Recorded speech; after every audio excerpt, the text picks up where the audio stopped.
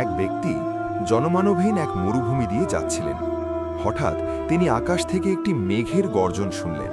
কিন্তু অবাক করা বিষয় হলো, সেই মেঘ থেকে একটি স্পষ্ট আওয়াজ এলো, হে মেঘ, অমুক ব্যক্তির বাগানে গিয়ে পানি দাও। লোকটি অবাক হয়ে মেঘটিকে অনুসরণ করতে শুরু করলেন। তিনি দেখলেন মেঘটি একটি নির্দিষ্ট বাগানে গিয়ে অঝোর ধারায় বৃষ্টি ঝরিয়ে দিল, অথচ চারপাশের সব জমি তখন খটখটে শুকনো। তিনি বাগানের মালিকের কাছে গিয়ে অবাক হয়ে জিজ্ঞেস করলেন, ভাই, আপনি এমন কি আমল করেন যে আকাশ থেকে আপনার জন্য মেঘ আসে? কৃষকটি শান্তভাবে উত্তর দিলেন, আমি তেমন বিশেষ কিছু করি না, তবে আমি এই বাগান থেকে যা ফসল পাই তা 3 ভাগে ভাগ করি।